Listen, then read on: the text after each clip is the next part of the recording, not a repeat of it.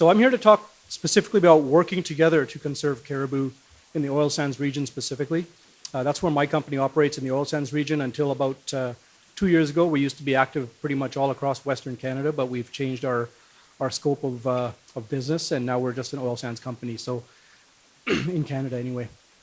So I wanted to talk specifically about caribou and some of the things that we're doing. Now, the title of this is Working Together to Recover Caribou, and I think it's really, really relevant to some of the Synergy Alberta approaches and work that you guys are doing all over other parts of Alberta as well. So I'm going to start out with some Caribou 101 for you. Not just because, well, for one, I think it's cool. And on top of that, to give you guys some background, but some of the work that we're doing specifically to try and conserve or recover caribou populations is tied directly to some of their biological characteristics of these specific caribou. So it's a little bit good to know. It'll give you a good handle on what we're talking about going forward. So we're talking about a boreal population of woodland caribou. For anyone who's not familiar with them, there are 3 different subspecies of caribou in Canada.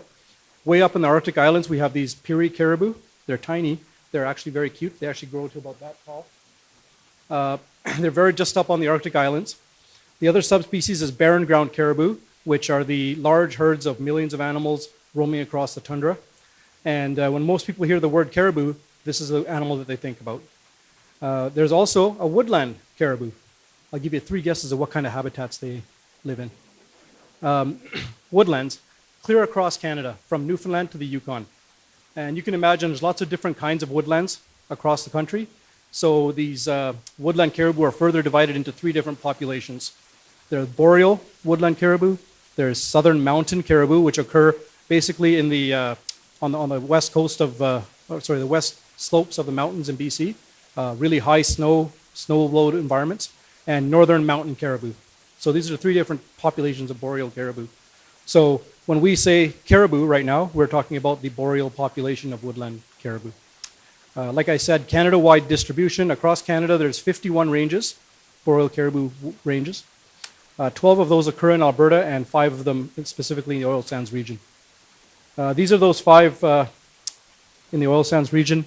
You can see here, there's the Red Earth Caribou Range, West Side Athabasca Range, Richardson Range, East Side Athabasca Range, and the Cold Lake Range. So those 5 caribou ranges overlap all of the oil sands developments. And just FYI, this dotted line here, that's the dividing line between the boreal populations of woodland caribou here and those mountain caribou populations there. So what's neat about these caribou? They live in these really low productivity habitats, slow growing lichen. They feed on terrestrial lichen almost for 90% of their diet. And terrestrial lichens are non-vascular plants. They grow really slowly, and that's why they're associated with old growth forest, caribou are. What's interesting about these is caribou are one of the few animals in North America that rely on these lichen habitats.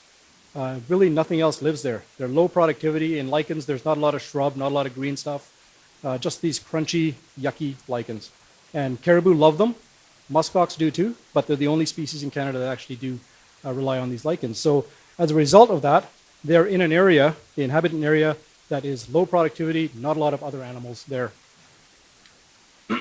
As opposed to the barren ground caribou, which we know migrate across the tundra, these boreal woodland caribou are non-migratory, but they are wide-ranging. Individual animals have home ranges of up to 700 square kilometers, and so they are nomadic rather than migratory is what we call them. They move around all year in a specific area, but they don't move from seasonally from winter to summer home ranges. And relative to other ungulates like deer and moose, biologically they reproduce really slowly. The caribou females don't get sexually mature until about a year of age. Deer can start having fawns at 6 months, and moose 8 months. And when moose and deer have calves, they can have often twins, often triplets even. Caribou only have 1 calf. Late in life they get pregnant, and they only have 1 calf every year. So their survival strategy, as opposed to the barren ground caribou, which is safety in numbers for those large herds, these guys, their strategy is the exact opposite. It is to space out across the landscape and get as isolated as they can. Isolated from other caribou, isolated from moose and deer, because where there's moose and deer, there are wolves. So their strategy is to spatially separate across the landscape and be as separated as they can from all of these other animals, with the sole goal of being away from wolves and bears.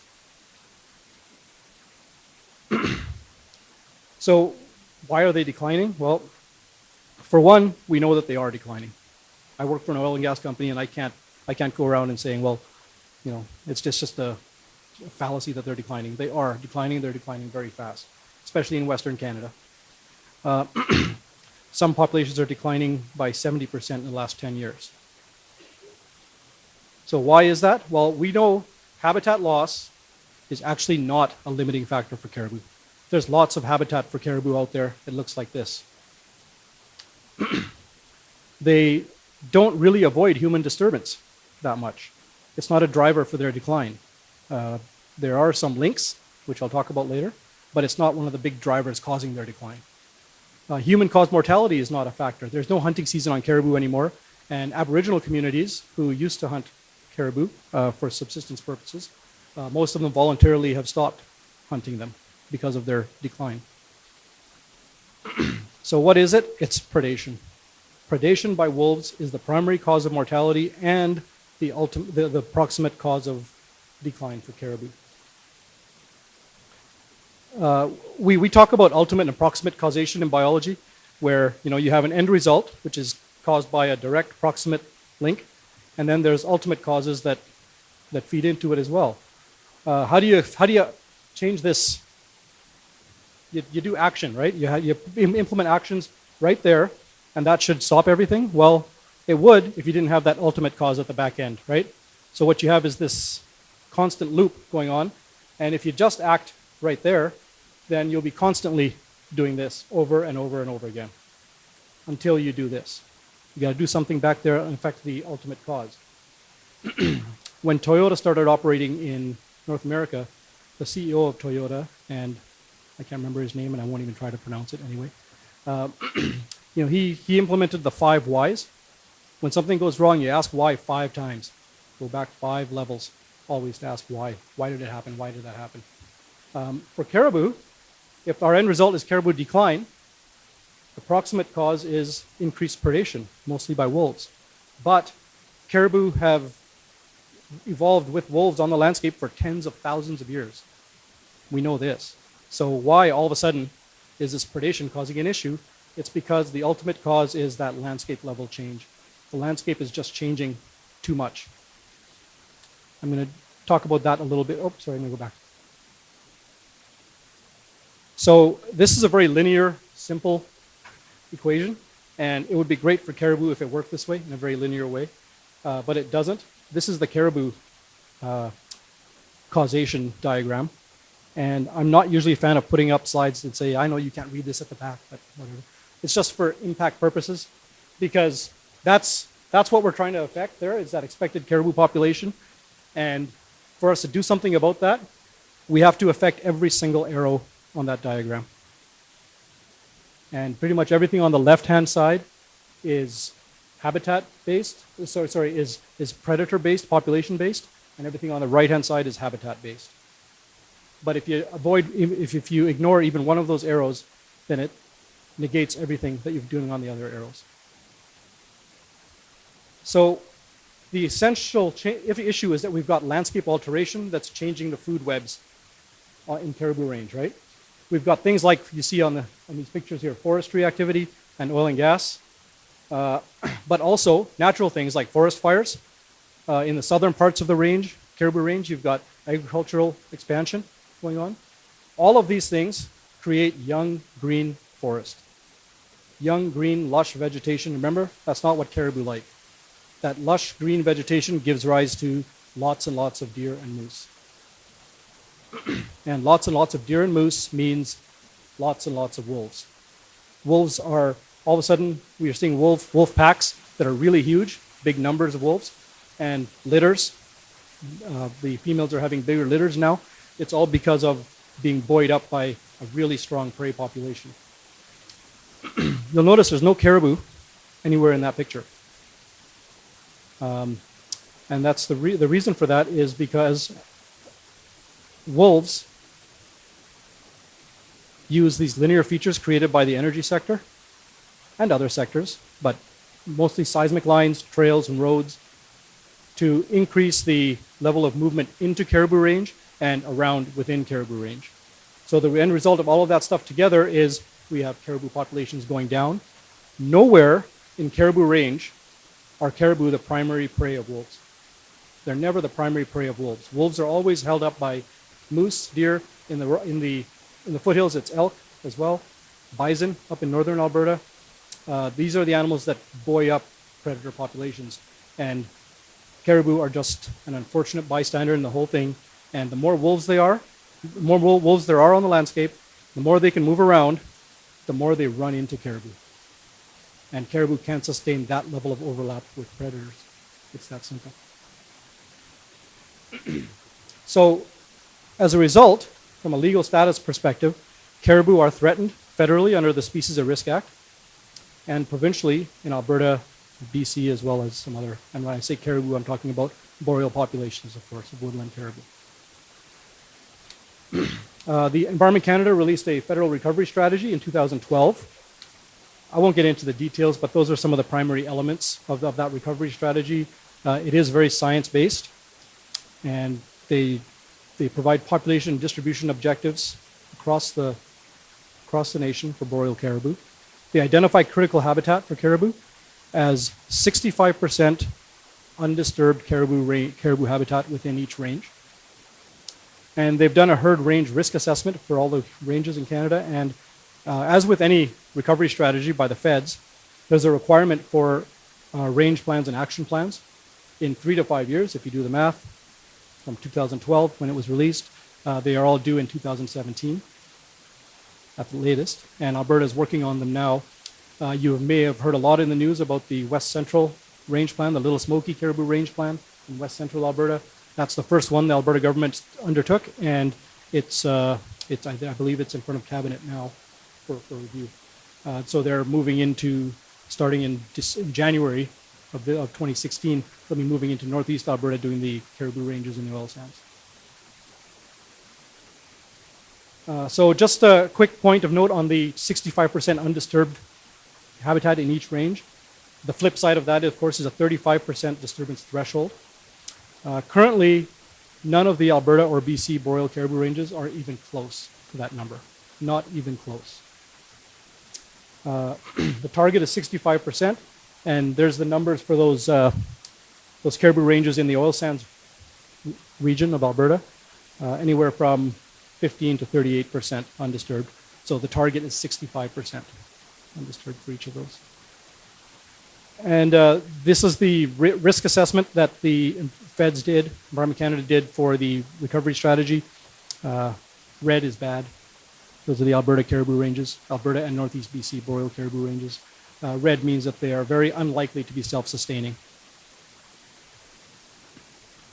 So what does recovery mean? According to the federal recovery strategy, recovery for caribou means all three of these things.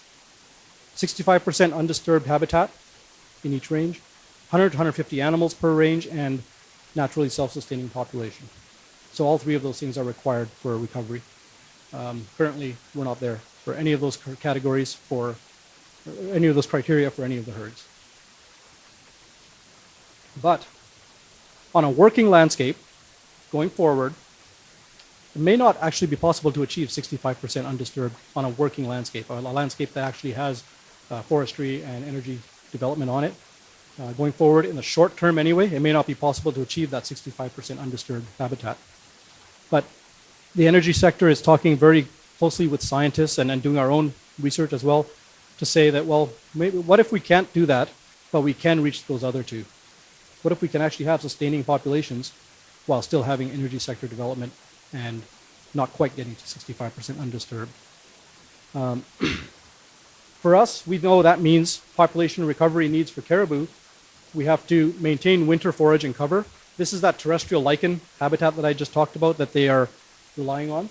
It occurs in these kinds of habitats, these dry pine areas, or massive peatland complexes. Those are the two areas they find their terrestrial lichens. So we need to maintain those for them for sure. Just an image I thought I'd show you about how Caribou access those terrestrial lichens. In the winter, they're almost 100% of their diet, and they actually evolved to dig through the snow to get those terrestrial lichens. That big picture there, that's taken from a helicopter. Those are 20-foot trees there, in case you're wondering for scale. So there's a lot of cratering is what it's called that they do to access the terrestrial lichen underneath. The second thing that they knew is we need to improve the landscape condition. Currently, we've got a landscape that favors deer, moose, and wolves over caribou.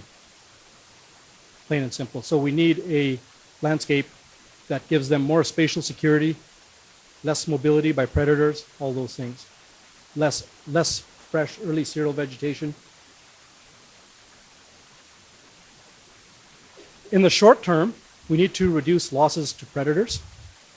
That means we need to have less wolves and bears on the landscape than we currently do. The landscape has to be less permeable to those predators. They have to have less mobility on the landscape and less overlap with caribou.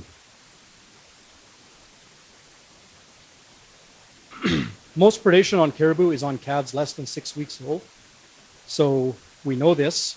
We know in the Cold Lake caribou range, for example, of all the documented radio-collared females that we've got in the Cold Lake range, we haven't got a documented calf reach 1 year old in the last 5 years.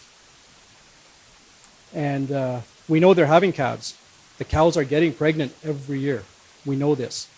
We know they're having calves every year from all our surveys. But the next year when we go out there and find those same radio-collared females, there's never a 1 year old calf with her. So they're all being lost to predators really early in life. And it's that 6-week period. After 6 weeks, they're able to run and stay with mom, much less susceptible to predation. I just wanted to highlight here, I know how controversial wolf control programs are in Alberta for the purpose of caribou recovery or for any purpose really, but in West Central Alberta, they have done wolf control programs to recover caribou. And just want to highlight here the effectiveness of that process. In 2005, this is the caribou decline curve for that little smoky caribou range in West Central Alberta. In 2006, they started controlling wolves, basically aerial shooting of wolves in this case. And immediately, the caribou population evened out, leveled out immediately. This is without changing anything on the industrial development side. Immediately they evened out, and if they had taken out more wolves out of that population somehow, then this population curve would have gone back up for caribou. That's the impact of predation on caribou. Even if we stopped industrial development outright, if we put a fence around all of the oil sands region, we called it an oil sands national park, caribou would still be gone from that landscape in 50 years.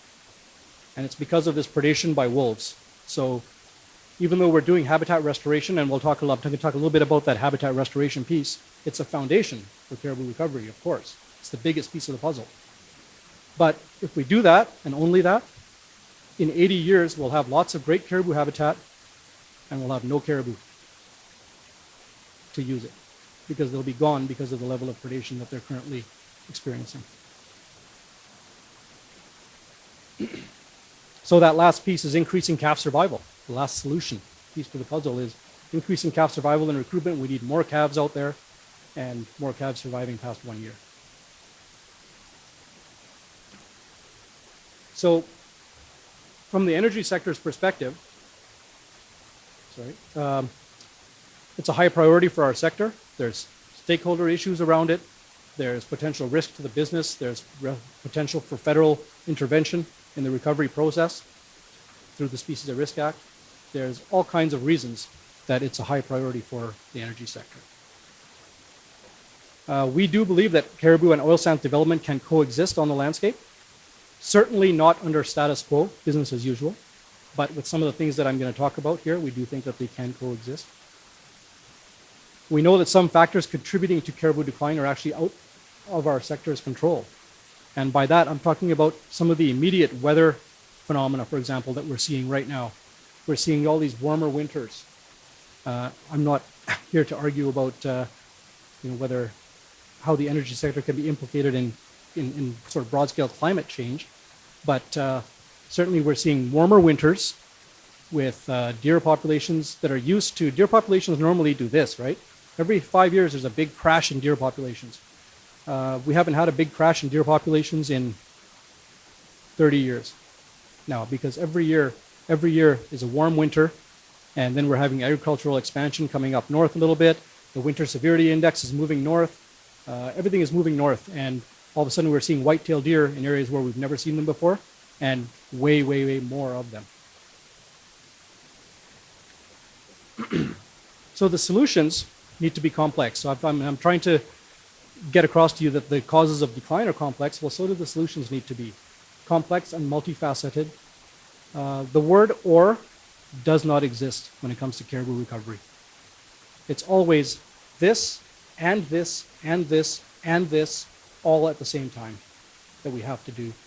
If anyone ever tells you that you can't do, how can you do wolf control and still allow industrial development?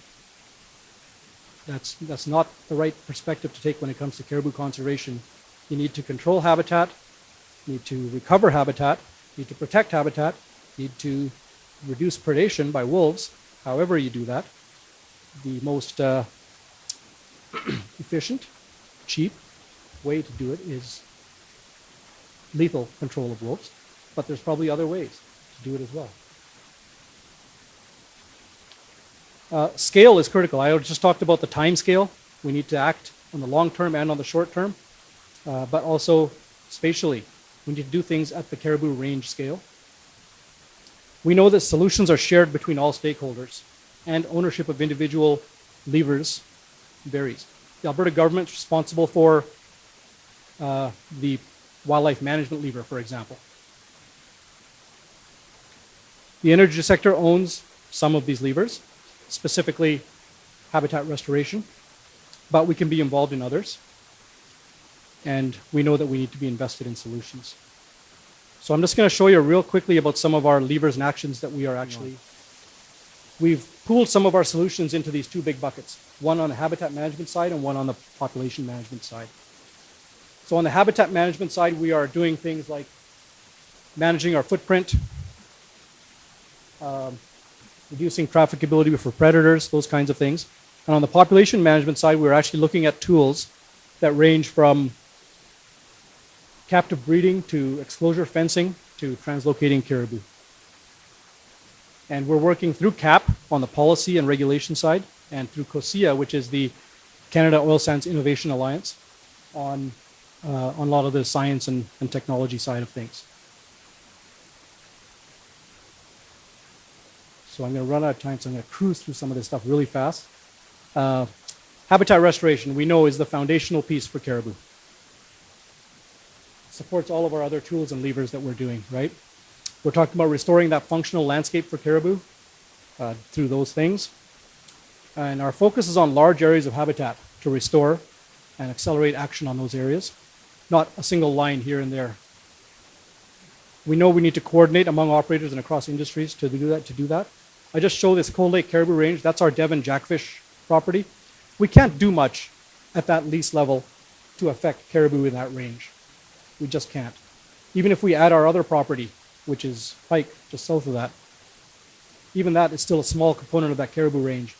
There's all the other operators on that landscape. We need to find a way to all work together and affect something at that caribou range scale. We're doing things like that to try and stop wolf movement along the lines, but that's not good enough. We also need to regrow that caribou habitat, so we're doing all kinds of different treatments to try and make that happen. We're also looking at predator exposure fencing. This is a tool to provide separation of calves from their predators. So lethal removal of wolves is one way to do it. But if you do that, if you get into that game, you have to stay there for a long, long time, year after year after year, for 50 plus years to keep doing it.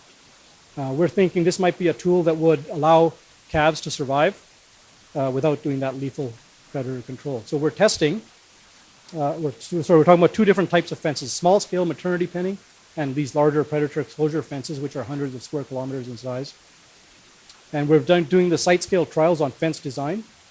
trying to see what kind of fences actually work in the boreal forest, what kind of fences will actually stay up, and what kind of fences will actually keep predators out. We all know bears like climbing fences and getting over fences. So this fence, you can see that slippery top up there. It was designed to prevent bears from climbing over it, and it's also got a skirt down here, which prevents bears and wolves from digging under it. So we've trialed numerous things, and we're currently looking at stepping up to large-scale pilots in 2016. So I'll just show you a couple of pictures of some of the, so there's that bear trying to climb that fence, that bear trying to dig under the fence, she couldn't get in. All kinds of critters came out there and investigated the fence and tried to get in but couldn't. And then the ultimate selfie we got there. We're also doing a maternity penning trials. This is out in BC, in Revelstoke area. And the whole goal for that is to head start the calves, give them a head start, get them past that 6 weeks hump, and then release them back into the wild. I just want to highlight this difference here. In wild, 15% calf survival. In the penned calves, 75% calf survival. And we're also then looking at conservation breeding options, basically trying to inundate the landscape with baby caribou. And we're working with the Calgary Zoo and the IUCN, the International Union for Conservation of Nature, who does captive breeding and reproduction programs globally all over the world for endangered species. And we're working with them on a workshop in January of 2016 to try and find how this fits in as a tool for conservation recovery of boreal caribou. And just FYI, a graphic to show the relative expenditure of effort and dollars on these three different tools. 77% of our effort and dollars are going to be spent on habitat restoration, and then the other 25% on population level tools. So the focus is still on the habitat side. I don't want anyone to lose sight of that.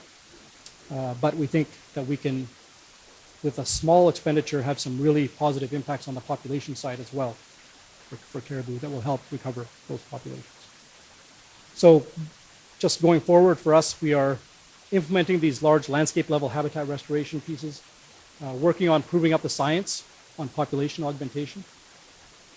We're leading the science on caribou recovery, caribou ecology and relationships of caribou with industrial development. Working collaboratively within our sector and with the forestry sector, with the pipeliners, on coming up with solutions. Working with stakeholders and rights holders too. Aboriginal rights holders have a lot of vested interest in some of those population level augmentation tools, for example, and they think they can play a big role in those. So we're working really closely with them to try and make that happen. And participating in that government-led range and action planning, of course, is a big piece for us as well. And every single bullet in here is a 4-year PhD thesis. So I tried to get through it really fast. So I'm always open to talk to anybody about anything caribou related. Thanks. Thanks, Amit.